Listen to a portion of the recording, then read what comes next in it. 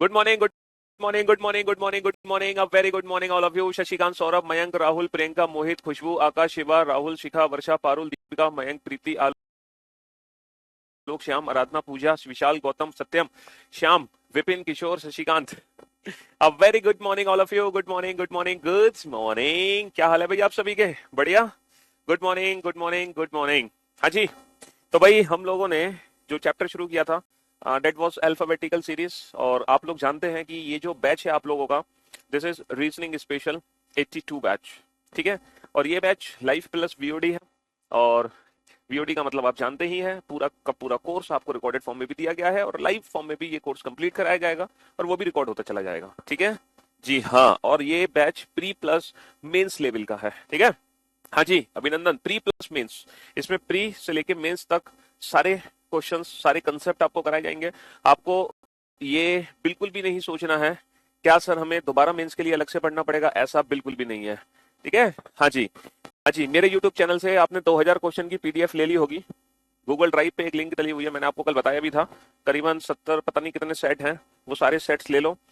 है ना। कुछ सेट हैं स्टार्टिंग के जिसमें 25 क्वेश्चन का कॉम्बिनेशन है, वो प्री को फोकस करते हैं। और जिसमें कुछ सेट है जिसमें 30 क्वेश्चन का कॉम्बिनेशन है, वो मेंस के लिए है। ठीक है। मिक्स्ड प्रैक्टिस है वो, जो कि मेरे यूट्यूब चैनल पे आपको मिल जाएगी क्लास। उसमें आप गूगल ड्राइव की लिंक ले सकते हो डिस्क्रिप्शन में जाके। ठीक है। हाँ जी। और अगर आप कुछ भी नहीं करना चाहो, आप बहुत लेजी हो, बहुत आलसी हो, बड़ी मुश्किल से आप पढ़ पा रहे हो, आपको बहुत थोड़ा सा टाइम मिल पा रहा है पढ़ाई के लिए। वॉइस एक बार मिसमैच हो रही है, इस वॉइस को ठीक करते हैं। एक सेकेंड, एक सेकंड। बहुत लेजी हो, आप कुछ नहीं करना चाहते हो, बड़ी मुश्किल से आप पढ़ाई का टाइम निकाल पा रहे हो कि सर हम तो बड़ी मुश्किल से क्लास देख पाते हैं और उसके बाद हमारे पास मुश्किल से आधा एक घंटा है ना। अगर आपके पास बहुत लिमिटेड टाइम है पढ़ने के लिए, आप जॉब करते हैं या फिर बड़ी मजबूरी में फंसे हुए हैं, तो फिर आप सिर्फ और सिर्फ क्लास के ही क्वेश्चन कर लो, उसके अलावा आपको कुछ नहीं करने की जरूरत है। फर्स्ट प्रायोरिटी आपको देनी है क्लास के क्वेश्चन को। ठीक है। क्लास में जितने भी क्वेश्चंस कराए जाएंगे, पहले आप उनको लाइव देखो। लाइव नहीं देख पाते हो तो बाद में किसी और समय देखो। उसके बाद उन्हीं क्वेश्चंस की दोबारा से प्रैक्टिस कर लो। तीसरा काम होता है फिर अलग से प्रैक्टिस करने का, जो कि आप हमारी बुक से भी कर सकते हैं। एक्सरसाइज ढेर सारे क्वेश्चन हैं। आप हमारे मिक्स प्रैक्टिस करना चाहते हैं तो यूट्यूब चैनल से वो पीडीएफ भी ले सकते हैं। समझ रहे हो? तो ये सारी कहानी है, लेकिन फर्स्ट प्रेफरेंस आपको देनी है क्लास के क्वेश्चंस को। ठीक है। सिलॉक्स कब तक होगा बेटा? सिलॉक्स चैप्टर तो करा दिया हमने। आपने शायद ये बैच लेट ज्वाइन किया है, सिलॉक्स चैप्टर तो हम पढ़ा चुके हैं पहले। सर ऐसे कैसे पढ़ा चुके हो? अभी चौथा तो दिन है आपका, तीसरा या चौथा दिन, और आप सिलॉक्स पढ़ा भी? हाँ भैया पढ़ा चुके हैं। आप वीओडी सेक्शन में जाके पढ़ लो ना। अगर आपको कोई स्पेशल टॉपिक पढ़ना है तो आप वीओडी सेक्शन में जाइए और वहां से उस टॉपिक को पढ़ लीजिए। लिंक है बेटा डिस्क्रिप्शन में, लिंक दे रखी है। डिस्क्रिप्शन में लिंक दे रखी है। ऑनलाइन वाले ही हैं भैया, टीसीएस वाले क्या होते हैं? हमने एसएससी और बाकी जितने भी एग्जाम्स है उससे रिलेटेड क्वेश्चंस कराए हैं आपको। ठीक है जी। ऑनलाइन एग्जाम के क्वेश्चंस हैं। वो जो क्वेश्चंस हैं वो पिछले 10 साल के पेपर को फोकस टारगेट करते हुए बनाए गए और आने वाले 5 साल में जो होने वाला है उसको टारगेट करते हुए बनाए गए क्वेश्चन हैं।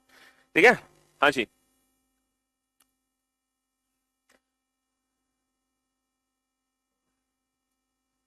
बुक बेटा जो है, ये जो बुक है ना, ये तो चैप्टर वाइज बुक है ना। इसमें जैसे पहला चैप्टर है अल्फाबेटिकल सीरीज सपोज, तो उसमें अल्फाबेटिकल सीरीज की कंप्लीट थ्योरी है, कंप्लीट कंसेप्ट है, बहुत अच्छे से ट्रिक्स समझाई गई हैं जो मैं आपको क्लास में समझाता हूँ। उसके बाद फिर आपको एक्सरसाइज करने को मिलेगी और एक्सरसाइज मिलेगी एकदम जीरो टू हाई लेवल, जिसकी आपने कल्पना भी नहीं करी होगी। हर टाइप के क्वेश्चन होंगे, डिफरेंट डिफरेंट टाइप के क्वेश्चन। 100 100 200 200 क्वेश्चन, है ना। अब इतने क्वेश्चन हम क्लास में नहीं करा सकते हर टॉपिक में। अगर मैं आपको 200 क्वेश्चन क्लास में कराने लगूं या 100 क्वेश्चन कराने लगूं, 200 क्वेश्चन, लगभग 100 क्वेश्चन तो मैं कुछ कुछ टॉपिक में करा भी देता हूँ। जो बड़े बड़े टॉपिक्स हैं जैसे कोडिंग, डिकोडिंग, सिलॉक्स, ठीक है, इसमें लगभग लगभग 100 सीटिंग अरेंजमेंट, पजल, हम कर लेते हैं 100 क्वेश्चन क्लास में ही। लेकिन फिर भी हर टॉपिक में 100 200 क्वेश्चन नहीं कराए जा सकते। समझ रहे हो?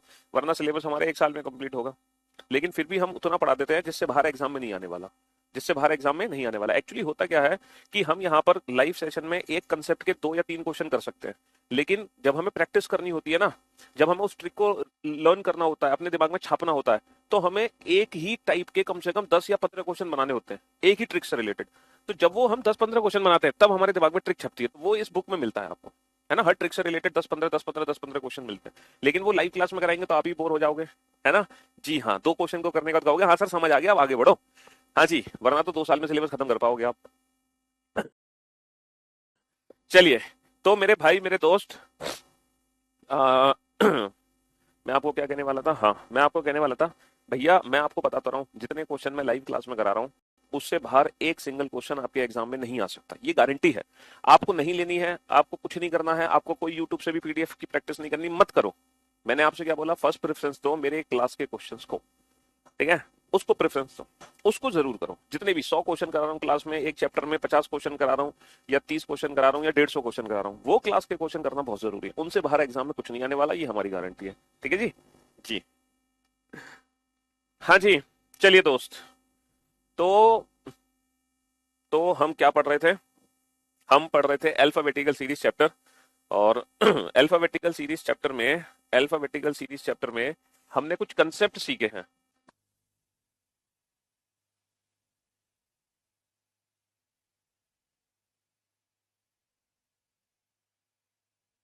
हाँ जी, तो अल्फाबेटिकल सीरीज चैप्टर में हमने कुछ कंसेप्ट सीखे थे, जरा उन कंसेप्ट का रिवीजन कर लेते हैं फटाफट से। अल्फाबेटिकल सीरीज, अल्फाबेटिकल सीरीज, वर्णमाला श्रृंखला। ठीक है, अभी जो हम सीरीज पढ़ रहे हैं वो ये वाली सीरीज पढ़ रहे हैं, ए टू जेड वाली, A B C D to X Y Z, ये वाली सीरीज हम पढ़ रहे हैं। ठीक है, इस सीरीज से रिलेटेड हमने क्या कंसेप्ट सीखा कि अगर हमारी पोजीशन सेम आती है तो हम माइनस करते हैं, पोजीशन डिफरेंट आती है तो हम प्लस करते हैं। चाहे टू पोजीशन का क्वेश्चन हो बेटा, चाहे टू पोजीशन का क्वेश्चन हो, चाहे मोर देन टू पोजीशन का क्वेश्चन हो, हम सारे क्वेश्चन बना सकते हैं, है ना। चाहे टू पोजीशन का क्वेश्चन हो, चाहे मोर देन टू पोजीशन का क्वेश्चन हो। अच्छा, पोजीशन सेम आने पर माइनस करते हैं, पोजीशन डिफरेंट आने पर प्लस करते हैं। इन केस ऑफ इंग्लिश हम आंसर देते हैं लास्ट वाली पोजीशन से, इन केस ऑफ हिंदी हम आंसर देते हैं पहले वाली पोजीशन से। आपको पता होगा हिंदी में माइनस प्लस आगे से होगा, इंग्लिश में माइनस प्लस पीछे से होगा। ठीक है, हमने यहाँ पर कुछ एक्सेप्शनल केस भी पढ़े थे, अगर लेफ्ट से नेगेटिव वैल्यू आ जाए या राइट से नेगेटिव वैल्यू आ जाए, लेफ्ट से पॉजिटिव वैल्यू आ जाए या राइट से पॉजिटिव वैल्यू आ जाए मोर देन 26, तो वो क्वेश्चंस भी हमने सॉल्व करना सीख लिए थे। ठीक है जी। हाँ जी भैया, मेंस को कवर होगा, बिल्कुल होगा। तो अब देखते हैं जरा हम कितने क्वेश्चन बना चुके हैं, उसके आगे हम बढ़ने की कोशिश करेंगे। चलिए साहब, अल्फाबेटिकल सीरीज,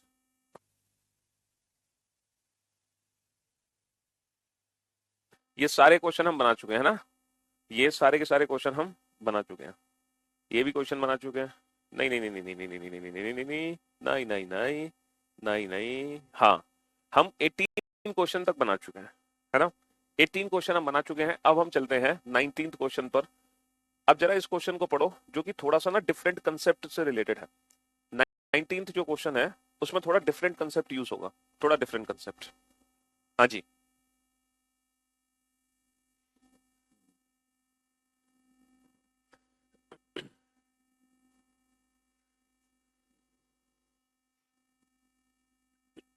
अबे घरे, अभी तो पढ़ाना ही शुरू नहीं किया तो समझ क्या नहीं आएगा है।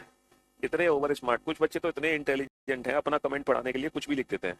सर समझ नहीं आ रहा, रिपीट कर दो। इन भाई साहब से पूछो, है लेट बेटा तुम हो, हम नहीं। लेट आने के बाद कितने ओवर स्मार्ट बनने की कोशिश करते हैं। हम सर से बोल देंगे समझ नहीं आ रहा, सर रिपीट कर दो, ताकि सर ने पिछले 10 मिनट में जो पढ़ाया है वो जल्दी से सर रिपीट कर देंगे। अबे गधे, अभी हमने पढ़ा ही नहीं कुछ, अभी तो हम बस ऐसे ही आपसे वार्तालाप कर रहे थे, पढ़ाना तो अब शुरू करने जा रहे हैं। जी, तो which letter will be exactly between the fourth letter from the left hand and 18th letter from the left hand in English alphabetical series?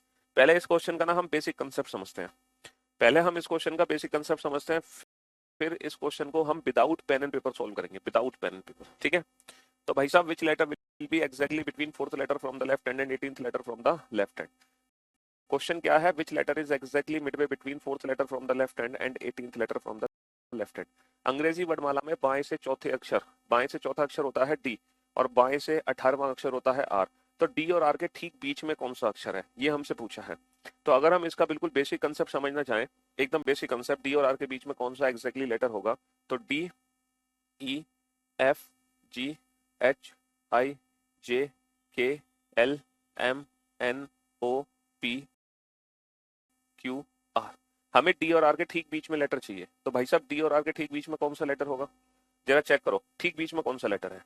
Sir यहाँ पर ई और क्यू नहीं है, एफ और पी काट दो, जी और ओ काट दो, एच और एन काट दो, आई और एम काट दो, जे और एल काट दो।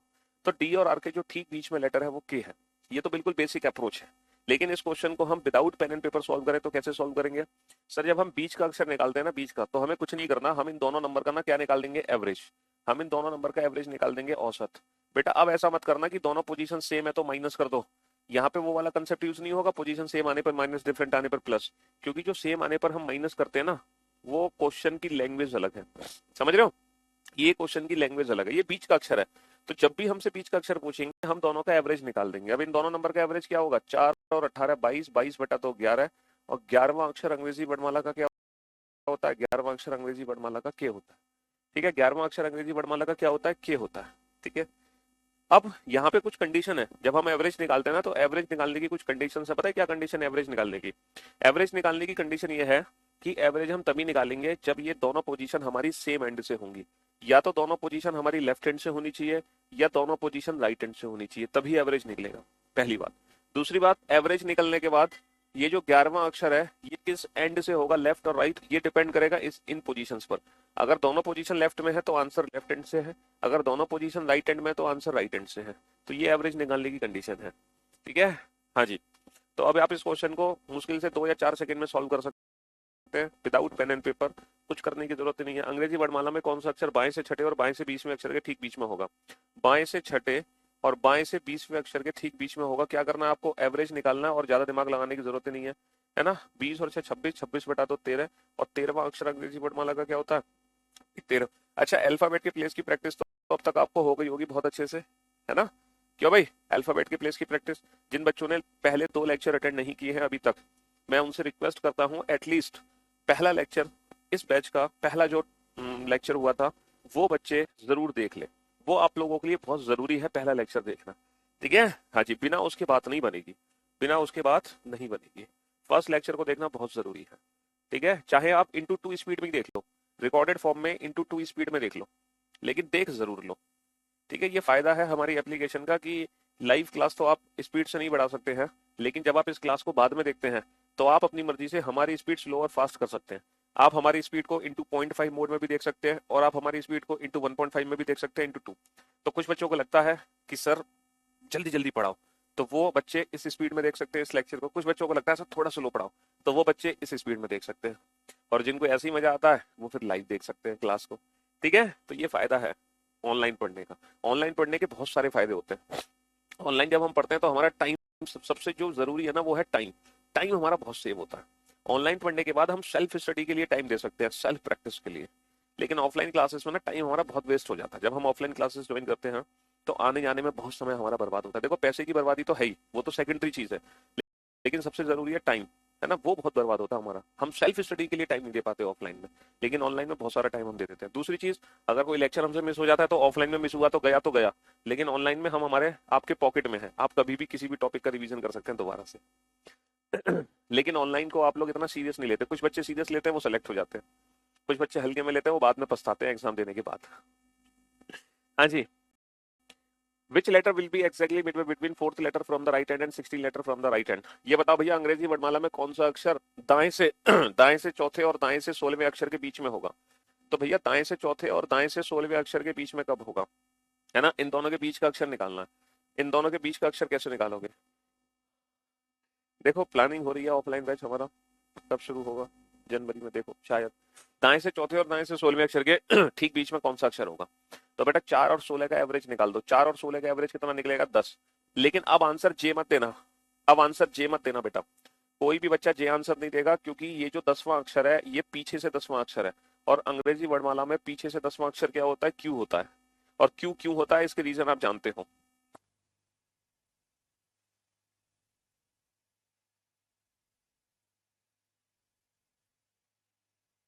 आपको पता है कि दाएं से 10वां अक्षर क्यू क्यों होता है? क्योंकि ये जो अक्षर है बेसिकली 17वां अक्षर है। 27 माइनस का 10 17, 17वां अक्षर क्या होता है? Q. Which letter will be exactly midway between third letter from the right hand and 21st letter from the right hand in English alphabetical series? अंग्रेजी वर्णमाला में कौन सा अक्षर दाएं से तीसरे, अंग्रेजी वर्णमाला में कौन सा अक्षर दाएं से तीसरे और दाएं से 21वें अक्षर के ठीक बीच में होगा? दाएं से तीसरे और दाएं से 21वें अक्षर के ठीक बीच में होगा। तो मेरे भाई मेरे दोस्त, इसका एवरेज कितना निकलेगा? 3 और 21 24, 24 बटा 2 कितना हो गया? 12। तो ये दाएं से 12वां अक्षर हो गया, दाएं से 12वां अक्षर। तो भैया ये एल आंसर नहीं है, एल आंसर मत देना, क्योंकि ये आगे से नहीं है, पीछे से 12वां अक्षर है। और अंग्रेजी वर्णमाला में जो पीछे से 12वां अक्षर होता है वो होता है ओ। 27 माइनस 12 15, ये एक्जैक्टली 15वां अक्षर है। ठीक है, जो बच्चे पुराने लेक्चर पिछले 2 लेक्चर देख चुके हैं उनको पता है। चलिए साहब, मुझे पता है आप लोगों का क्या डाउट है। आप लोगों का ये डाउट है ना कि अगर सर एक पोजीशन लेफ्ट आ जाए और एक पोजीशन राइट आ जाए तो हम क्या करेंगे? आप लोगों का ये डाउट है ना कि सर अगर मान लो एवरेज ही ना निकले तो हम क्या करेंगे? सारे डाउट्स दूर होंगे आपके अगले क्वेश्चन में। आप क्वेश्चन को ध्यान से पढ़ो।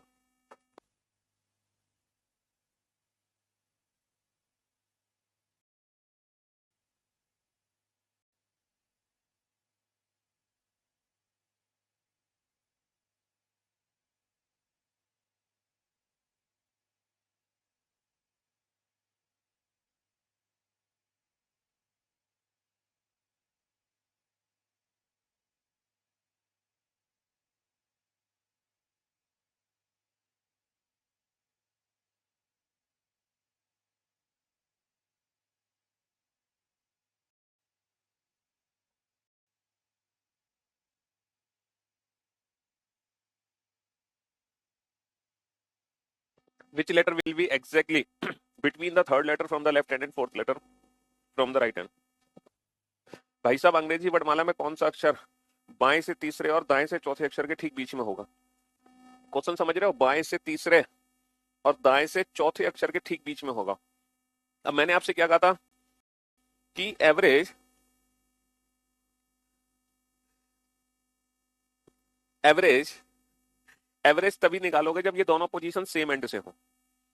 जब तक ये दोनों पोजीशन सेम एंड से नहीं है तब तक हम एवरेज नहीं निकाल सकते। तो भाई साहब कोई दिक्कत नहीं है, अगर पोजीशन सेम एंड में नहीं है तो हम उसको बना लेंगे। ये जो राइट से फोर्थ लेटर है ना, ये जो अंग्रेजी वर्णमाला में पीछे से चौथा अक्षर है, हम इसकी पोजीशन आगे से पता लगा लेंगे ना कितनी है। 27 माइनस का 4 23, तो ये आगे से जो है 23वां अक्षर है। बेसिकली बात एक ही है। अब हम एवरेज निकाल सकते हैं। तो 3 और 23 का एवरेज कितना होगा? 3 और 23 26, 26 बटा तो 13, 13वां अक्षर डेट इज एम। कुछ बच्चे सोच रहे होंगे कि सर आपने राइट वाली पोजीशन को ही लेफ्ट में क्यों कन्वर्ट किया? आपने राइट वाली पोजीशन को ही क्यों लेफ्ट में कन्वर्ट किया? आपने लेफ्ट को राइट में क्यों नहीं कन्वर्ट किया? बाबू आप लेफ्ट को राइट में भी कन्वर्ट कर सकते हो तो भी आंसर सेम आना है। जैसे जो आगे से जो अंग्रेजी वर्णमाला में आगे से तीसरा अक्षर है वो पीछे से कितना दूर है? 27 माइनस का 3 यानी कि 24। ये पीछे से 24वां अक्षर है और ये पीछे से चौथा अक्षर है। इन दोनों का एवरेज 24 और 4 28 बटा 2 14। लेकिन ये जो 14वां अक्षर है ना बेटा अंग्रेजी वर्णमाला में, ये पीछे से 14वां अक्षर है और पीछे से 14वां अक्षर क्या होता है? एम। 14 लेटर। तो आंसर सेम ही आना है। इट डजंट मैटर कि आप लेफ्ट को राइट में बदलो या राइट को लेफ्ट में बदलो, उससे कोई फर्क नहीं पड़ता। हम राइट को लेफ्ट में इसलिए बदल रहे हैं क्योंकि जब हमें लेफ्ट से पोजीशन पता होती है तो हमें आंसर देने में इजी होता है, इस रीजन की वजह से। समझे? हाँ जी। तो अगर दोनों पोजीशन हमारी डिफरेंट है तो हम क्या करेंगे? दोनों पोजीशन को सेम एंड में कन्वर्ट करेंगे और आंसर देंगे। अंग्रेजी वर्णमाला में कौन सा अक्षर अंग्रेजी वर्णमाला में कौन सा अक्षर बाएं से चौथे और दाएं से पांचवें अक्षर के ठीक बीच में होगा? दोनों पोजीशन डिफरेंट है तो सेम बना लो बेटा। जो पीछे से पांचवा है वो आगे से कितना दूर है? 27 माइनस का 5 22। अब इन दोनों का एवरेज कितना होगा? 4 + 22 26/2 13। 13वां अक्षर कहां से होगा? लेफ्ट हैंड से। तो आंसर क्या आएगा? एम ही आएगा। ठीक है? हाँ जी, आंसर क्या आएगा? एम आएगा। नोट्स बनाने जरूरी है क्या? देखो भाई साहब, मैंने आपसे कहा था कि इस बैच में 3 टाइप के स्टूडेंट हैं। पहले वो स्टूडेंट जिन्होंने आज तक अभी रीजनिंग को छुआ भी नहीं, जिंदगी में पहली बार रीजनिंग पढ़ रहे हैं, पहली बार रीजनिंग पढ़ रहे हैं। दूसरे वो बच्चे हैं जिन्होंने सिस्टमेटिक तरीके से रीजनिंग को नहीं पढ़ा था। पढ़ी थी रीजनिंग कुछ सेल्फ स्टडी से, कुछ यूट्यूब लेक्चर से, कुछ कहीं से, लेकिन सिस्टमेटिक तरीके से नहीं पढ़ी थी। क्योंकि अब रीजनिंग गेम्स में है तो हालत खराब हो गई, अब वो पढ़ने आ गए दूसरे बच्चे। तीसरे वो बच्चे हैं जो सिस्टमेटिक तरीके से भी पढ़ चुके हैं, सब कुछ कर चुके हैं, बस वो एज ए रिवीजन के लिए यहाँ पर जुड़े हुए हैं। 3 टाइप के बच्चे हैं। तो जो लास्ट 2 स्टूडेंट हैं जो पहले रीजनिंग पढ़ चुके हैं लेकिन सिस्टमेटिक तरीके से नहीं पढ़े थे, है ना, और जो पहले से पढ़ चुके हैं जिनको सिर्फ रिवीजन प्रैक्टिस के लिए आया है, तो वो बच्चे अगर नोट्स ना भी बनाए तो भी काम चल जाएगा। वो बच्चे इसको ले लें, इसमें प्रॉपर तरीके से सिस्टमेटिक तरीके से चीजें लिखी हुई है नोट्स के प्रॉपर में, सारी थ्योरी लिखी हुई है, वो यहाँ से काम चला सकते हैं। समझ रहे हो?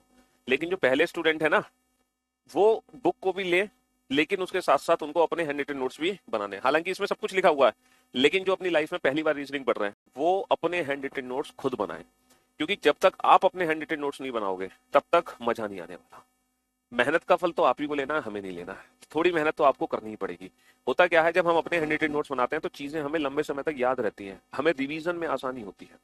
बुक से हम रिवीजन नहीं कर पाते जल्दी से, हमें चीजें याद नहीं आएंगी। हम जब भी बुक पढ़ेंगे ना, हमें हर बार ऐसा लगेगा हम हर बार नई चीज पढ़ रहे हैं। लेकिन जब हम अपने हैंड रिटन नोट से रिवीजन करते हैं तो हमें ऐसा लगता है कि हाँ ये हम पढ़ चुके हैं, क्योंकि भूलने की हर इंसान को आदत है। आप पहली बार पढ़ के जिंदगी में कुछ भी याद नहीं रख सकते, आपको बार बार चीजें पढ़नी होती है, रिवीजन करना होता है। इसीलिए जितने ने जिंदगी में कभी रीजनिंग नहीं पढ़ी, जो पहली बार रीजनिंग पढ़ रहे हैं वो अपने हैंड रिटन नोट बनाए, अपनी ट्रिक्स को अपनी ट्रिक्स को खुद लिखें अपनी लैंग्वेज में, समझ रहे हो? हाँ जी, अपनी ट्रिक्स को अपनी लैंग्वेज में लिखें जैसे भी वो लिखना चाहते हैं। चलिए साहब, हाँ लेकिन उनको क्वेश्चन वोश्चन ऐसे लिखने की जरूरत नहीं है, सिर्फ नोट्स बनाए, शॉर्टकट नोट्स। ठीक है, शॉर्टकट नोट्स बनाए, वो किताब ना लिख दे। पता चले कुछ बच्चे ऐसे होते हैं जो नोट्स बनाते हैं बिल्कुल किताब ही लिख देते हैं, हर क्वेश्चन को लिखेंगे, हर चीज। शॉर्टकट नोट्स बनाओ, शॉर्टकट नोट्स जो रिवीजन में हेल्प करे। ठीक है, जिसमें आप ये क्वेश्चन तुम्हारे पास है पीडीएफ की फॉर्म में, तो इनको ना प्रिंट आउट निकलवाना है ना इनको लिखना, कुछ नहीं करना।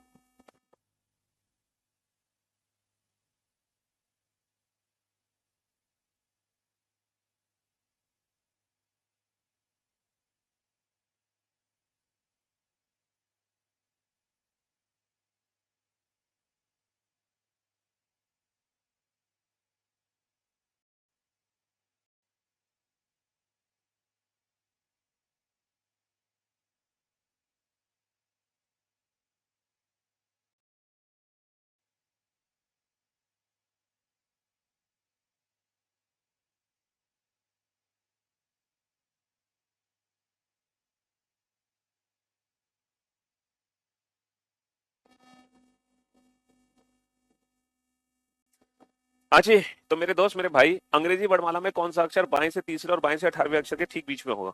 आपका यही डाउट था ना कि सर अगर एवरेज ही ना निकले तो हम क्या करेंगे? 3 और 18 के बीच में क्या होगा भैया? 3 18 21, 21 बटा 2 क्या होता है? 10.5। अब हम फंस गए, क्योंकि अंग्रेजी वर्णमाला में 10.5वां अक्षर कोई होता नहीं है। तो अगर मैं ऑप्शन यहाँ पे दूं, अगर मैं ऑप्शन यहाँ पे दूं, option A J, option B I, option C H, option D none, तो हमारा आंसर क्या होगा? तो हमारा आंसर क्या होगा? तो सर इस सिचुएशन में जो हम आंसर देंगे वो देंगे ऑप्शन डी नन। हम इस सिचुएशन में आंसर देंगे ऑप्शन डी नन, क्योंकि 10.5वां अक्षर अंग्रेजी वर्णमाला में कोई होता ही नहीं है। 10.5वां अक्षर अंग्रेजी वर्णमाला में कोई होता ही नहीं है। ऑप्शन ए जे, ऑप्शन 2 के, ऑप्शन 3 जे एंड के, ऑप्शन 4 नन, ऑप्शन 4 नन। हाँ जी, अब इस सिचुएशन में जो हम आंसर देंगे वो आंसर देंगे ऑप्शन 3 जे एंड के। अब हम बेस्ट ऑप्शन को चूज करेंगे, ऑप्शन 3 जे एंड के।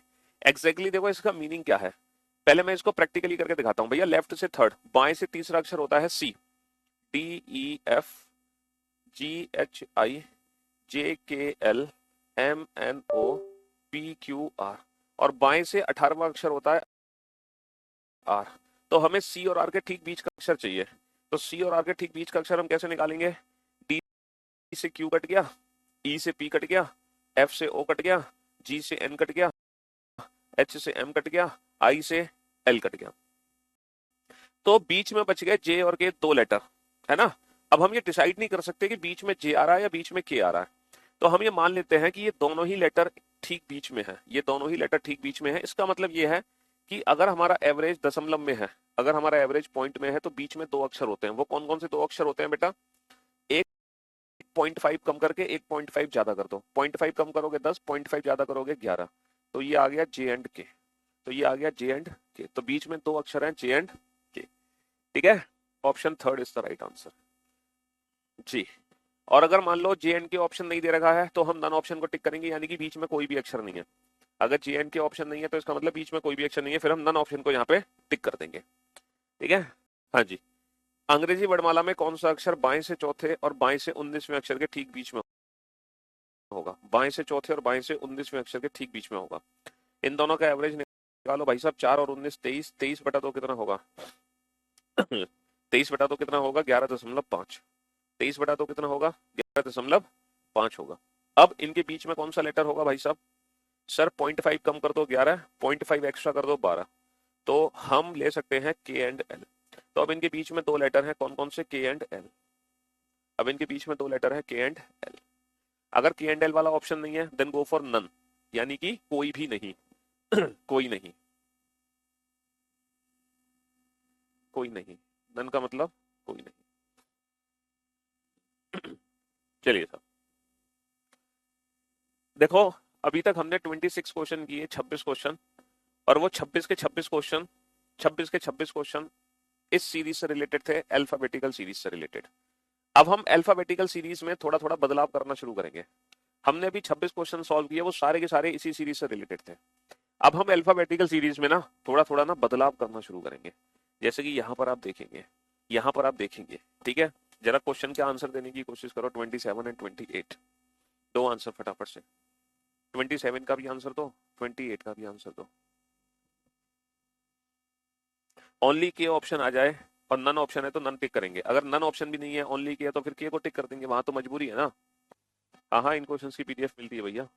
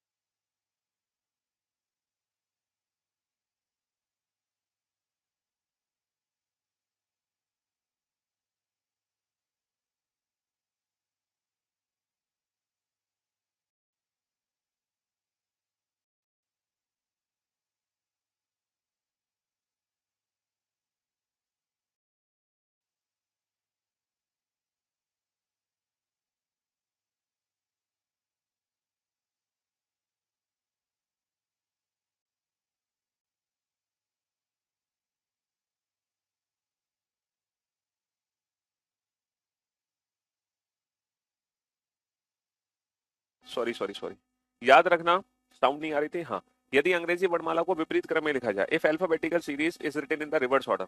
रिवर्स ऑर्डर लिखने का मतलब है ये जो सीरीज लिखी गई है इसको उल्टा लिख दो, उल्टा लिख दो। अच्छा, यहाँ पे फॉर्मूला और कंसेप्ट ट्रिक वही है कि पोजीशन सेम आने पर माइनस, डिफरेंट आने पर प्लस। क्योंकि ये बीच का अक्षर तो है नहीं, सो हम एवरेज निकालेंगे, तो यहाँ पे एवरेज तो निकालेंगे नहीं हम, है ना। तो यदि अंग्रेजी वर्णमाला को विपरीत क्रम में लिखा जाए तब कौन सा अक्षर बाएं से चौथे और दाएं, बाएं से चौथे की दाएं छठा होगा। तो भाई साहब दोनों पोजीशन डिफरेंट है, डिफरेंट आने पर क्या करेंगे, डिफरेंट आने पर प्लस करेंगे, डिफरेंट आने पर प्लस करेंगे। तो 4 और 6 10, और ये 10वां अक्षर कहां से होगा, 10वां अक्षर होगा बाएं से, क्योंकि हिंदी वाले बच्चे पहले वाली पोजीशन से आंसर देते हैं। दोनों पोजीशन डिफरेंट है, दोनों पोजीशन डिफरेंट है, डिफरेंट आने पर प्लस करते हैं। 4 + 6 10, 10 from which and, left and, क्योंकि इंग्लिश वाले बच्चे लास्ट वाली पोजीशन से आंसर देते हैं। अब आप ये देखो, ये जो 10वां अक्षर है ये लेफ्ट हैंड से है, लेकिन बेटा यहाँ पे नहीं है लेफ्ट से 10th लेटर, ये नहीं है, लेफ्ट हैंड ये है। अब यहां से 10वां अक्षर है। अब आप बताओ यहां से 10वां अक्षर एग्जैक्टली होगा क्या।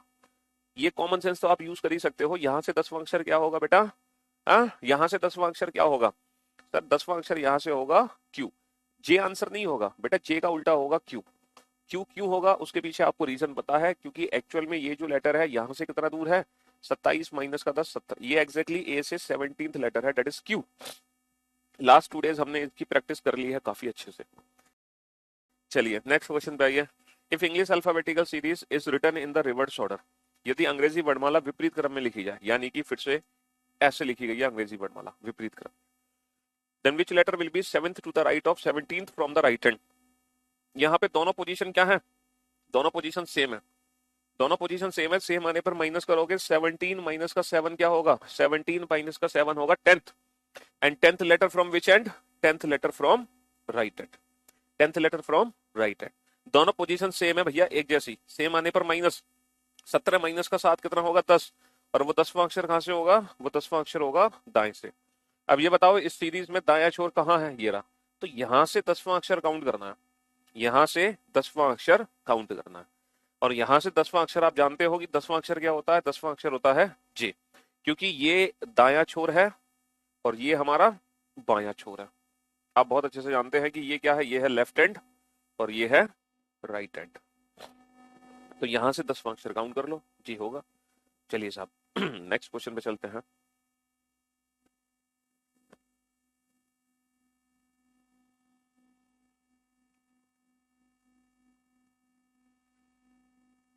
सेम क्वेश्चन है बेटा।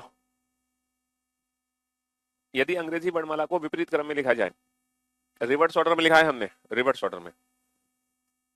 If English alphabetical series is written in the reverse order, है ना, विपरीत क्रम में लिखा है। दोनों ही सिचुएशन में रिवर्स ऑर्डर में लिखी गई है।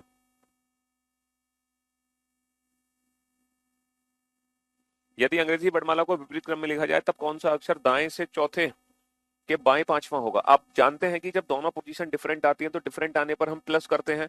4 + 5 9, ninth from which and, ninth from right hand.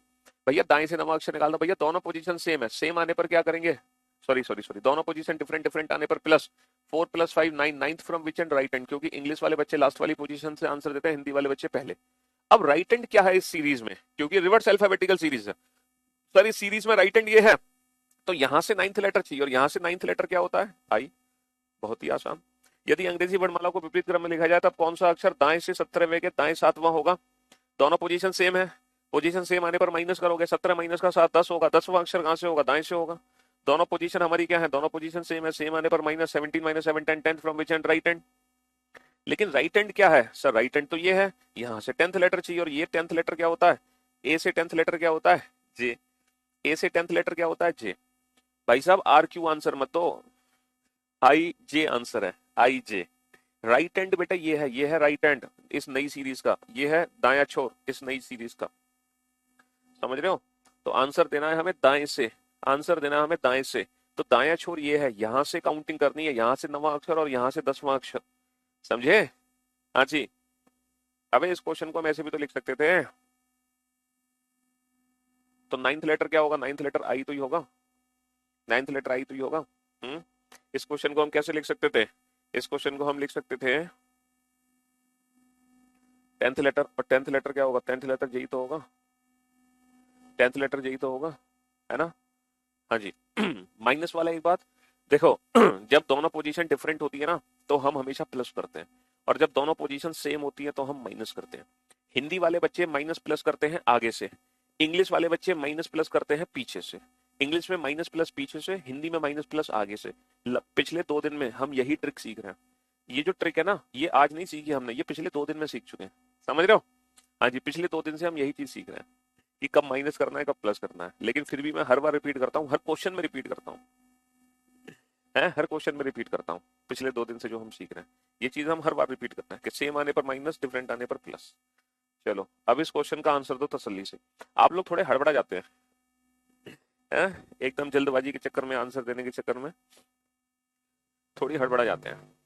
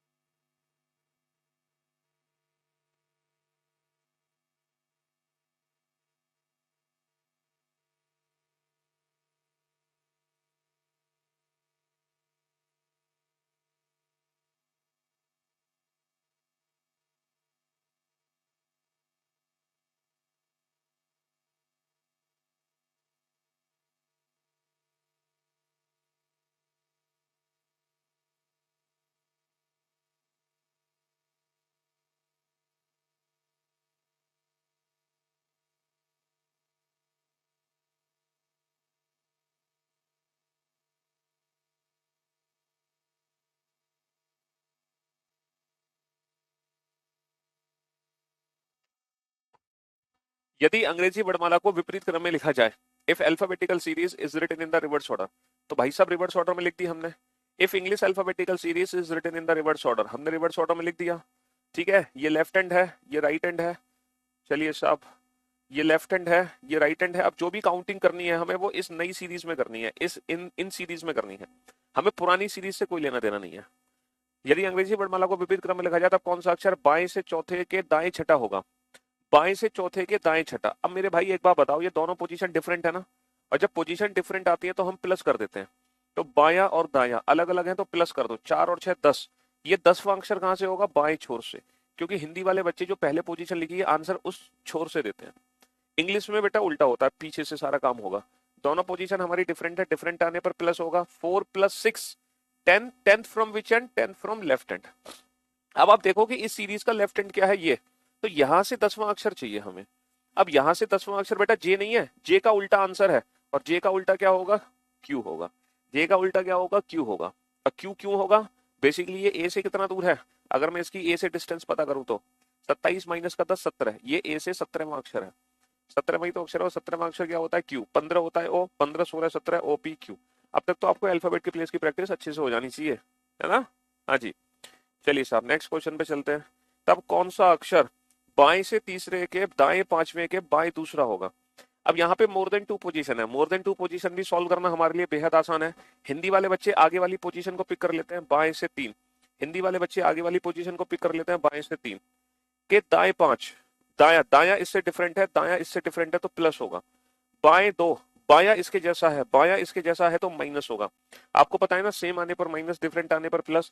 तो दाया इससे डिफरेंट था तो प्लस हो गया, बाया इसके जैसा है तो माइनस हो गया। 3 और 5 8, माइनस का 2 6। तो बेसिकली हमें बाएं से छठा अक्षर चाहिए। अगर हम इंग्लिश में पढ़ते तो कैसे पढ़ते हैं? इंग्लिश में बेटा आंसर देते हैं लास्ट वाली पोजीशन से, third letter from the left hand. तो हम पिक कर लेते third letter from the left hand. अब हम रिवर्स चलेंगे, reverse. Fifth to the right, fifth to the right. Right इससे डिफरेंट है, राइट इससे डिफरेंट है तो क्या होगा? प्लस हो जाएगा, प्लस हो जाएगा, है ना? Second to the left, second to the left. Left इसके जैसा है तो माइनस हो जाएगा। 3 + 5 8, 8 माइनस का 2 कितना होगा? 6। 6 from left hand, left hand ये है, 6th फ्रॉम लेफ्ट हैंड। तो यहां से 6th लेटर बेटा एफ नहीं होगा, एफ का उल्टा होगा, एफ का उल्टा लेटर होगा। ठीक है, एफ आंसर मत, तो एफ का उल्टा। बेसिकली ए से कितना दूर है? 27 - 6 21। ठीक है, तो 21वां अक्षर है यू। माइनस का 6 नहीं आएगा। अच्छा एक चीज और, एक बच्चे ने कहा कि सर अगर वो माइनस वाला कंसेप्ट यहाँ भी आ जाए तो हम क्या करेंगे? तो भाई मेरे, मैंने आपको जब माइनस वाले क्वेश्चन कराए थे तो मैंने आपको क्या बोला था कि ये रॉन्ग क्वेश्चंस हैं, ये कभी भी एग्जाम में नहीं आ सकते, लेकिन एक्सेप्शनल केसेस हैं। बट फिर भी मैंने आंसर देने का तरीका समझाया था कि अगर अल्फाबेटिकल सीरीज में वो माइनस वाला क्वेश्चन आता है तो उसका हमें आंसर कैसे करना है। लेकिन वो जो एक्सेप्शनल केस है ना, वो सिर्फ बनेंगे तो पहली अल्फाबेटिकल सीरीज में ही बनेंगे, उसके अलावा किसी और सीरीज में बन ही नहीं सकते, नेवर। अगर बनेगा तो पहली अल्फाबेटिकल सीरीज में ही बनेगा, उसके अलावा किसी और अल्फाबेटिकल सीरीज में बन ही नहीं सकते। ठीक है, हाँ जी। तो इसीलिए चिंता ना करें, माइनस आए या प्लस आए, क्या करना है। चलिए अब हम इस क्वेश्चन पे चलते हैं, जरा इस क्वेश्चन को ध्यान से पढ़ना। सर बीओडी सेक्शन से क्लास करने के लिए सही क्रम क्या होगा चाहिए? ये चैप्टर बीओडी में काफी बाद में कराया है और लाइव में एट द स्टार्ट। देखो बस इस चैप्टर को पढ़ लो, फिर बीओडी में आप कहीं से भी कभी भी शुरुआत कर दो। रीजनिंग की खास बात यह है कि रीजनिंग में ना कोई भी चैप्टर, मतलब चैप्टर्स जो है ना वो सीक्वेंस में नहीं है कि आपको रीजनिंग में पहले ये पढ़ना है फिर ये पढ़ना है फिर ऐसा कुछ भी नहीं है। आप अपनी मर्जी से कहीं से भी शुरुआत कर सकते हैं रीजनिंग में पढ़ना। बस ये बेसिक चैप्टर है इसलिए कराते हैं क्योंकि अल्फाबेट की प्लेस की प्रैक्टिस हो जाए, ताकि जब हम कोडिंग डिकोडिंग चैप्टर पढ़ें, जिसके सबसे ज्यादा क्वेश्चन हमारे एग्जाम में बनते हैं, तो वो कोडिंग डिकोडिंग हमारे लिए आसान हो जाए। वो आसान तब होगी जब हमें अल्फाबेट की प्लेस की प्रैक्टिस होगी, और वो इस चैप्टर में होती है, इसीलिए पहले हम इस चैप्टर को करा रहे हैं। तो अगर आप यूडी से सिलेबस करना चाह रहे हो तो अल्फाबेटिकल सीरीज चैप्टर पढ़ लो पहले, और उसके बाद आप कोई भी चैप्टर कहीं से भी स्टार्ट कर दो पढ़ना। ठीक है जी, हाँ जी।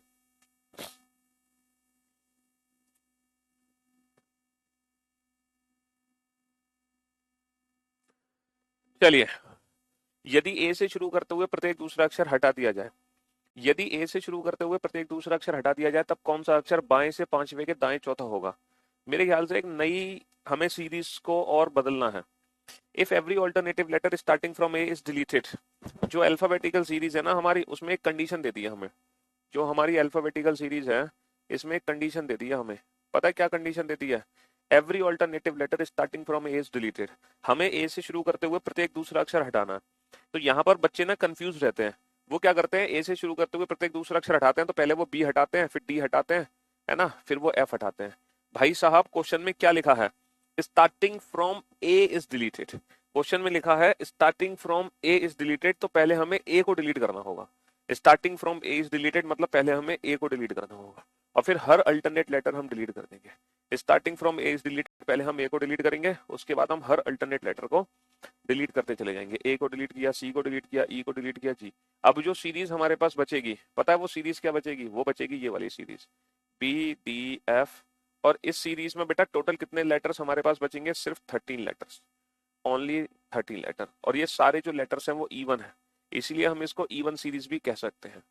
ये सारे वो लेटर्स हैं जिनका प्लेस इवन है, ओरिजिनल, ठीक है। जैसे जो पी है वो सेकंड प्लेस पर है, डी फोर्थ प्लेस पर अल्फाबेटिकल सीरीज में, एफ छठा लेटर है, सारे के सारे इवन प्लेस वाले लेटर बचे हैं। अब हमें क्वेश्चन में करना क्या है? देखो कंसेप्ट ट्रिक वही है कि पोजीशन सेम आने पर माइनस, डिफरेंट आने पर प्लस। कंसेप्ट वही है, पोजीशन सेम आने पर माइनस, डिफरेंट आने पर प्लस। यहाँ पे दोनों पोजीशन हमारी क्या है? डिफरेंट है। तो जब दोनों पोजीशन डिफरेंट है तो डिफरेंट आने पर प्लस करेंगे, तो 5 और 4 क्या होगा? 5 और 4 9 होगा। अच्छा, नवा अक्षर कहाँ से होगा? नवा अक्षर होगा बाएं से। दोनों पोजीशन डिफरेंट, डिफरेंट आने पर प्लस करेंगे, 5 और 4 9, नवा अक्षर कहाँ से होगा? बाएं से। तो बाएं से पहला अक्षर क्या है भाई साहब? पहला अक्षर बी है, दूसरा अक्षर डी है, तीसरा अक्षर एफ है, चौथा, पांचवा, छठा, सातवां, आठवां, नवा, डॉट डॉट डॉट, और ये है 13वां अक्षर। तो बेसिकली हमें नवा अक्षर चाहिए। अब हम क्या करें भैया? पोजीशन डिफरेंट है ना, पोजीशन डिफरेंट आने पर प्लस करते हैं। बोथ आर डिफरेंट, डिफरेंट आने पर प्लस करेंगे। 5 + 4 9, ninth from which and? Ninth from left hand, ninth from left hand. तो लेफ्ट हैंड से नाइन्थ लेटर चाहिए हमें, लेफ्ट हैंड से नाइन्थ लेटर चाहिए। अब करना क्या है यहाँ पर हमें? हाँ जी, या तो हम इस पूरी सीरीज को लिख के आंसर दे दें, है ना। लेकिन मुझे आप एक बात बताओ, इस सीरीज में जो इनका प्लेस है और ये जो ओरिजिनल प्लेस है, क्या इन दोनों में कोई रिलेशन है? ये बताओ, क्या यहाँ पर इन दोनों में कोई रिलेशन है? सर रिलेशन तो है। पता है क्या रिलेशन है? इनका जो ओरिजिनल प्लेस है ना, इसका जस्ट डबल है।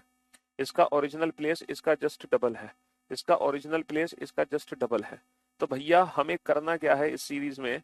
सर हमें लेफ्ट हैंड से कोई भी लेटर पूछा जाए और हमें बताना है कि नाइन्थ लेटर क्या होगा। तो आपको कुछ नहीं करना, बस आप अपने इस प्लेस को डबल कर दो तो आपको ओरिजिनल प्लेस पता चल जाएगा। तो 9 का डबल कितना है? 18, और 18th लेटर क्या होता है? 18th लेटर होता है आर।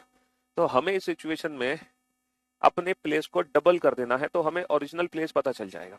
और जैसे ही हमें ओरिजिनल प्लेस पता चला हम आंसर दे सकते हैं, जैसे ही हमें ओरिजिनल प्लेस पता चला हम आंसर दे सकते हैं। लेकिन याद रखना बेटा, ये जो हम डबल करते हैं ना ओरिजिनल प्लेस आइडेंटिफाई करने के लिए, ये हमेशा लेफ्ट हैंड के प्लेस को करते हैं, राइट हैंड के प्लेस को नहीं करते। If every alternative letter starting from A is deleted, बेटा ए से शुरू करते हुए प्रत्येक दूसरा अक्षर हटा दो, तो जो सीरीज हमारे पास बचेगी वो ये वाली सीरीज बचेगी, ठीक है। हाँ जी। Then which letter will be fifth to the right of, fifth to the right of, fifth from the left hand? Both are different, दोनों पोजीशन डिफरेंट, डिफरेंट आने पर प्लस होगा। 5 और 5 10, 10वां अक्षर कहाँ से होगा? लेफ्ट हैंड से। दोनों पोजीशन यहाँ पे अलग अलग है, डिफरेंट, अलग अलग आने पर प्लस करते हैं। 5 और 5 10, और 10वां अक्षर कहाँ से होगा? 10वां अक्षर होगा बाएं छोर से। अब बाएं छोर से 10वां अक्षर बेटा इस सीरीज में चाहिए। इस सीरीज में बाएं छोर से 10वां अक्षर क्या होगा? तो ओरिजिनल प्लेस पता लगाने के लिए डबल कर दो, 10 दूनी 20, ये इसका ओरिजिनल प्लेस आ जाएगा। और 20वां अक्षर क्या होता है ओरिजिनल? टी। तो T is the right answer, T is the right answer, ठीक है। T is the right answer. तो इवन सीरीज में अगर आप आंसर देना चाहते हो तो अपने प्लेस को डबल कर दो और आंसर दे दो। चलिए साहब, क्वेश्चन नंबर 35 एंड 36 जी।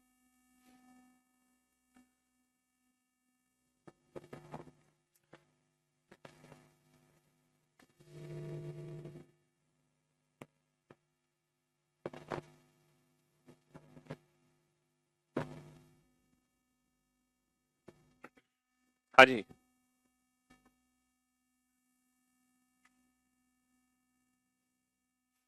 करो सॉल्व।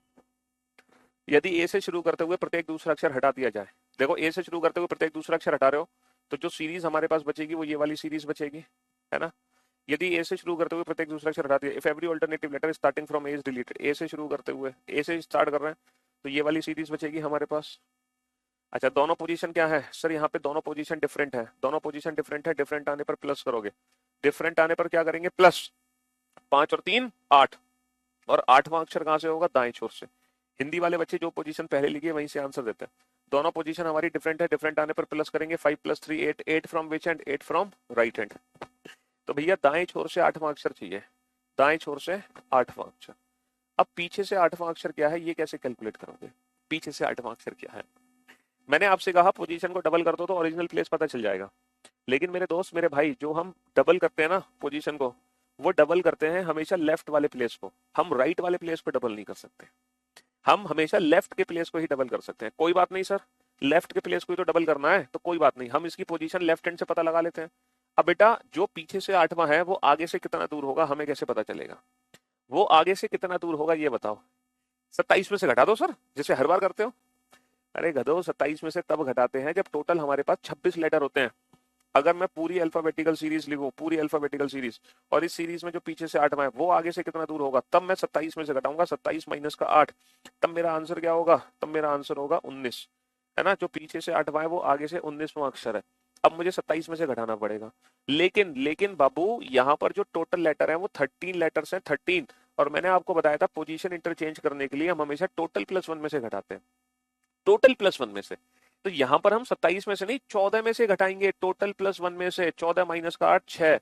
तो जो पीछे से 8वां है वो आगे से छठा है। और 6 का डबल कर दो 12 है, तो ओरिजिनल प्लेस आ गया 12 और आंसर आ जाएगा एल। ओरिजिनल प्लेस आ गया 12 और आंसर आ जाएगा एल। आंसर आ जाएगा एल। तो ओरिजिनल प्लेस तब पता चलेगा जब लेफ्ट से डिस्टेंस पता हो, क्योंकि उसी का डबल हम करेंगे तभी हम ओरिजिनल प्लेस निकाल सकते हैं, अदरवाइज हम ओरिजिनल प्लेस नहीं निकाल सकते। एक भाई साहब कह रहे हैं सर प्रूफ करके दिखाओ कि जो आपने लिखा है वो सही लिखा है। F H J L N P R T V X Z. एक भाई साहब कह रहे हैं सर प्रूफ करो जो पीछे से 8वां है क्या वो आगे से छठा है? देखो पीछे से 8वां, पहला, दूसरा, तीसरा, चौथा, 5वां, छठा, 7वां, 8वां, ये हो गया पीछे से 8वां। क्या यही आगे से छठा है? सर पहला, दूसरा, तीसरा, चौथा, 5वां, छठा। जी हाँ सर, यही आगे से छठा है, यही आगे से छठा है जो पीछे से 8वां है।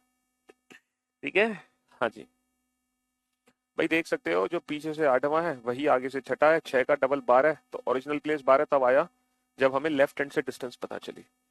ठीक है बाबू, चलिए अब आप इस क्वेश्चन पे आइए। तो 27 में से तब घटाते जब टोटल हमारे पास कितने लेटर होते हैं? टोटल 26 लेटर होते हैं। लेकिन टोटल 26 लेटर्स ही नहीं थे हमारे पास, टोटल 13 लेटर्स थे। चलिए क्वेश्चन नंबर 36, 35 की ही कॉपी है। If every alternative starting from A is deleted, यानी कि ये वाली सीरीज बची है, then which letter will be fourth to the right of 10th from the right hand? दोनों पोजीशन सेम सेम आने पर माइनस 10 माइनस का 4, 10 माइनस का 4, 6, 6 from which and 6 from right hand. भैया दोनों पोजीशन सेम है, दोनों पोजीशन सेम है, सेम आने पर माइनस करेंगे 10 माइनस का 4, 6। छठा अक्षर कहां से होगा? छठा अक्षर होगा दाएं छोर से। अब दाएं छोर से छठा अक्षर चाहिए, दायां छोर बेटा ये है, दायां छोर ये है, ये यहां से छठा अक्षर चाहिए।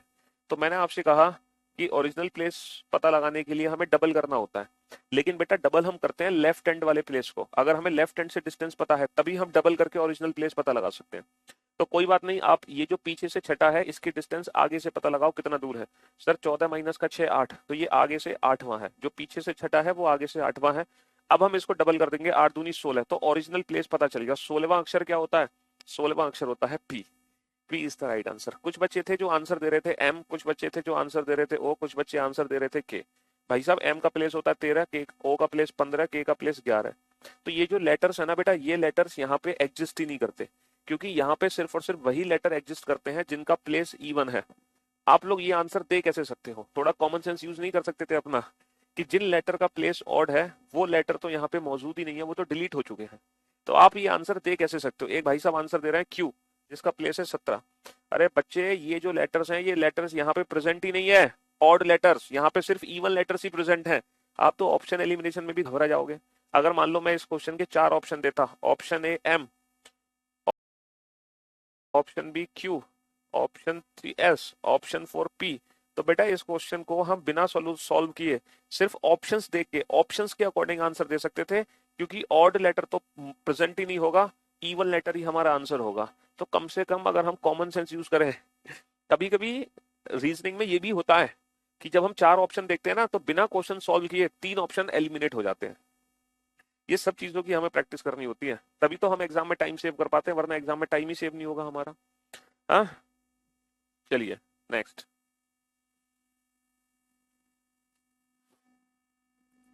सर आप कहाँ रहते हैं?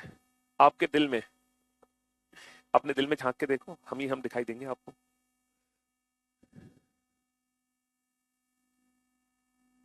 अब चलते हैं अगली सीरीज पर। If every alternative letter starting from B is deleted. अब भाई साहब बी से शुरू करो डिलीट करना। If every alternative letter starting from B is deleted, यदि बी से शुरू करते हुए प्रत्येक दूसरा अक्षर हटा दिया जाए, है ना। अब हमें क्या करना है, बी से शुरू करते हुए प्रत्येक दूसरा अक्षर हटाना। Starting from B is deleted. अब हमें बी डिलीट करना है, फिर डी डिलीट करना है, अब हमें बी से शुरू करना है, डिलीट करना। तो अब हमारे पास जो सीरीज बचेगी वो ये वाली सीरीज बचेगी, और इस सीरीज को हम बोलते हैं ऑड सीरीज। अब यहां पर हमें क्या करना है, क्या यहां भी हमें लेफ्ट के प्लेस को डबल करना है? क्या यहां भी हमें लेफ्ट के प्लेस को डबल, इसका ओरिजिनल प्लेस 1, इसका 3, इसका 5, क्या यहां भी हम, इसका ओरिजिनल प्लेस होता है 25, क्या यहां भी हमें लेफ्ट के प्लेस को डबल करके आंसर देना है? ये बताओ, क्या यहां भी हमें लेफ्ट के प्लेस को डबल करके आंसर देना है? सर नहीं, यहां हम लेफ्ट के प्लेस को डबल करके आंसर नहीं दे सकते हैं। यहां हमें लेफ्ट के प्लेस को डबल नहीं करना है ओरिजिनल प्लेस पता लगाने के लिए, यहां हमें डबल -1 करना है। ओरिजिनल प्लेस पता लगाने के लिए यहां हम डबल -1 कर देंगे, डबल -1। जैसे 1 का डबल 2, 2 -1 1, 2 का डबल 4, 4 -1 3, 3 का डबल 6, 6 -1 5, 13 का डबल 26, 26 -1 25। तो यहाँ पे हम डबल -1 करेंगे लेफ्ट हैंड के प्लेस का। ठीक है बाबू, हाँ जी, यहाँ हम करेंगे डबल -1। तो कंसेप्ट वही है प्लस माइनस करने का, कि दोनों पोजीशन हमारी क्या है, दोनों पोजीशन डिफरेंट है, डिफरेंट आने पर प्लस करेंगे। 4 और 5 9, नवा अक्षर कहाँ से होगा, बाएं छोर से। तो बाएं छोर से नवा अक्षर चाहिए। अब इसका ओरिजिनल प्लेस हम कैसे निकालें? सर 9 का डबल -1 कर दो, 9 दूनी 18, 18 -1 17, और ओरिजिनल प्लेस आ गया 17। तो 17 ओरिजिनल प्लेस किस लेटर का होता है? 17 ओरिजिनल प्लेस क्यू लेटर का होता है। If every alternative letter starting from B is deleted, बेटा starting from B is deleted, इसका मतलब ऑड सीरीज है। तब कौन सा अक्षर बाएं से 12वें के बाएं 5वां होगा? दोनों पोजीशन सेम, सेम आने पर क्या करते हैं माइनस, 12 माइनस का 5 7, 7वां अक्षर कहां से होगा, बाएं से, है ना। बायां छोर ये है, यहाँ से 7, तो इसका ओरिजिनल प्लेस पता लगाओ, डबल -1 करके, 7 दूनी 14, 14 -1 13। तो ओरिजिनल जो 13वां लेटर है अंग्रेजी वर्णमाला का, ओरिजिनल जो 13वां लेटर है अंग्रेजी वर्णमाला का, वो क्या है, एम, है ना। हाँ जी, Q M is the right answer. तो और सीरीज अगर आप सॉल्व करना चाहते हैं तो आपको कुछ नहीं करना है। If every alternative letter starting from B is deleted, अच्छा बी से शुरू करना, डिलीट करना, तो सीरीज ये बचेगी हमारे पास। If every alternative letter starting from B is deleted, अगर बी से शुरू करना, डिलीट करना, तो सीरीज ये बचेगी हमारे पास। चलो आंसर दो। लेफ्ट हैंड के प्लेस को डबल -1 करो, डबल -1। आपकी मुस्कान हमारी मुस्कान को कायम रखती है, आपके साथ पढ़ने में समय का पता भी नहीं चलता है कैसे बीता, क्योंकि वक्त का पता नहीं चलता है अपनों के साथ। जी हाँ,